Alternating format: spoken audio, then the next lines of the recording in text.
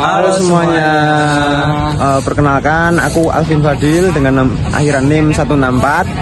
Perkenalkan, aku Mesa Prawira dengan NIM 153. Perkenalkan semuanya, aku Blazer Mainando dengan akhiran NIM 163. Kami dari Kelompok 9.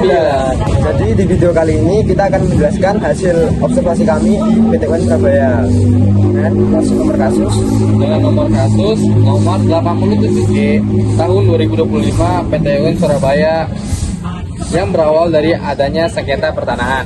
Oleh karena itu, marilah kita simak video ini sama-sama. Jadi kelompok kami ini membahas tentang perkara nomor 87G 2025 PTUN Surabaya. Hal ini berawal dari adanya sengketa pertanahan yang melibatkan Wogito sebagai penggugat dan Kepala Kantor Pertahanan Kabupaten Mojokerto sebagai tergugat. Sengketa ini berkembang menjadi rangkaian persoalan hukum yang tidak hanya menyentuh wilayah administrasi negara, tapi juga berkait erat dengan tindak pidana penipuan dan pemalsuan dokumen yang sebelumnya telah diperiksa dalam perkara pidana 301 titik sus tahun 2023 Pengadilan Negara Mojokerto. Pada kesempatan ini, kami akan menjelaskan secara komprehensif aspek pembukaan, data umum, kronologi kejadian, kesimpulan, dan juga proyeksi ke depan, serta rekomendasi penyelesaian untuk memberikan pemahaman yang utuh mengenai kasus ini. Data umum kasus. Perkara ini resmi didaftarkan di PTUN Surabaya pada tanggal 24 Juli 2025 dengan klasifikasi sengketa pertanahan. Wagito sebagai penggugat mengajukan gugatan terhadap keputusan pejabat tata usaha negara terkait penerbitan sejumlah sertifikat hak milik, yaitu standar hak milik nomor 3192 hingga 3207 yang terbit atas nama Muhammad Edi Afifuddin di wilayah Desa Ngoro. Sertifikat tersebut dianggap cacat hukum karena diduga diterbitkan berdasarkan dokumen yang tidak sah dan tidak mencerminkan kepemilikan tanah yang sebenarnya. Oleh karena itu, penggugat meminta agar seluruh sertifikat tersebut dibatalkan dan tergugat diwajibkan mencabutnya. Dalam proses persidangan, perkara ini memiliki hubungan erat dengan perkara pidana yang melibatkan Novita Kusmawardani dan Muhammad Edi Afifuddin, sehingga menjadi dasar kuat bagi diajukannya gugatan administrasi.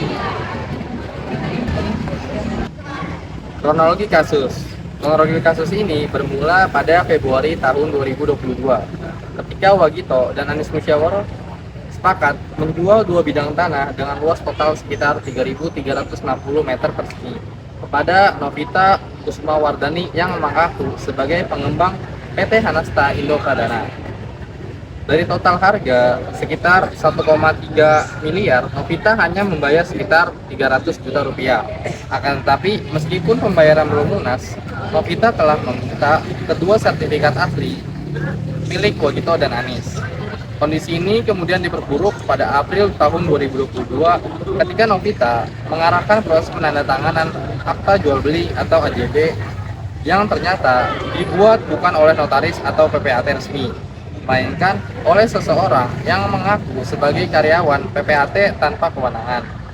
Akta tersebut dibuat tanpa pembacaan isi, tanpa verifikasi data, dan pembeli yang dicantumkan di dalamnya adalah Muhammad Edi Afifuddin, yang bahkan tidak hadir dan tidak memberikan surat kuasa.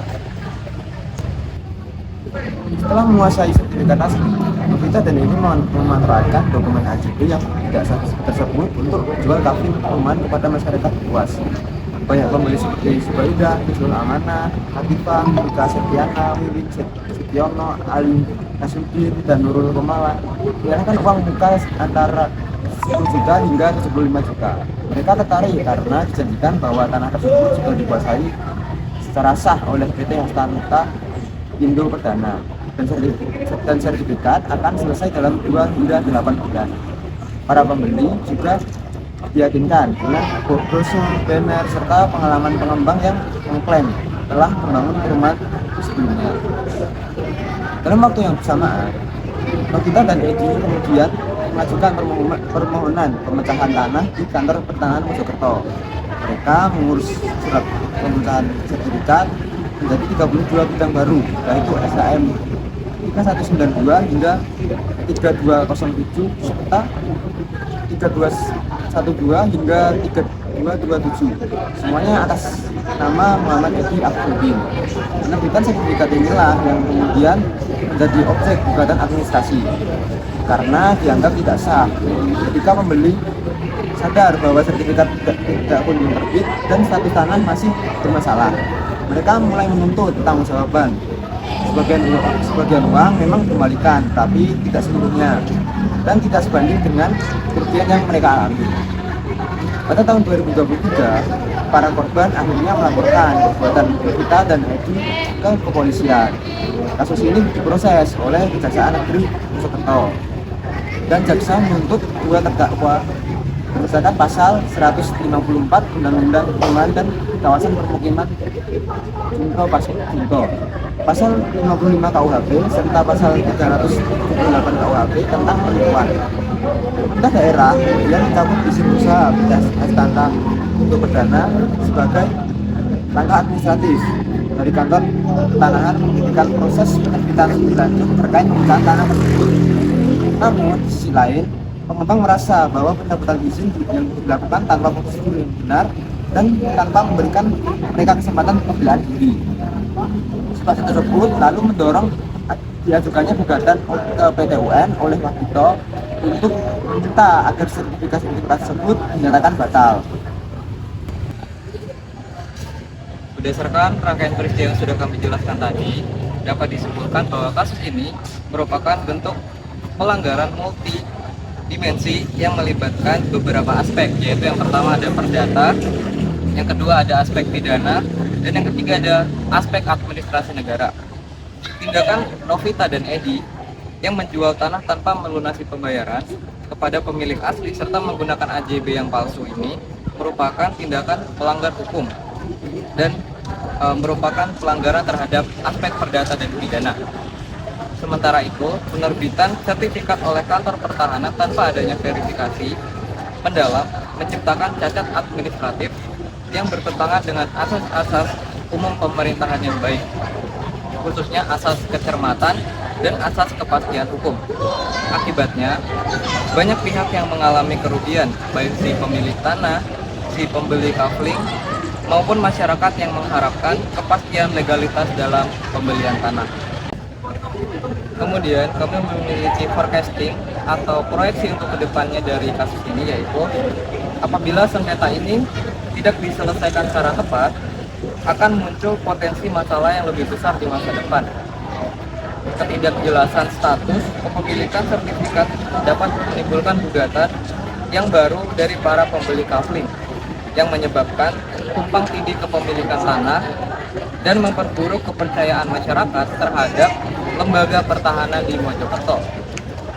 Di sisi yang lain, persoalan ini juga dapat membuka ruang terjadinya maladministrasi yang lain serta merusak integritas dan lembaga yang terkait. Namun, jika langkah-langkah yang korektif tadi dijalankan dengan baik, maka penormalan dokumen pertahanan dapat berlangsung dengan lebih cepat. Kepercayaan masyarakat terhadap pemerintah juga dapat dipulihkan dan kasus serupa dapat dicegah melalui penguatan sistem verifikasi serta pengawasan terhadap PPAT dan notaris. Kemudian kami memiliki rekomendasi terkait dalam kasus ini, yaitu untuk menyelesaikan sengketa ini secara adil dan komprehensif, kantor pertahanan Mojokerto perlu melakukan beberapa perbaikan, yaitu yang pertama adalah verifikasi ulang terhadap seluruh sertifikat yang dihasilkan dari pemecahan SHM nomor 1892 dan 2857. Sertifikat yang cacat itu perlu dinonaktifkan sementara sehingga ada keputusan hukum yang pasti. Selain itu, pemerintah daerah perlu juga memperbaiki prosedur penerbitan izin usaha pengembang agar setiap proses memiliki transparansi dan akuntabilitas yang lebih baik dan lebih jelas tentunya.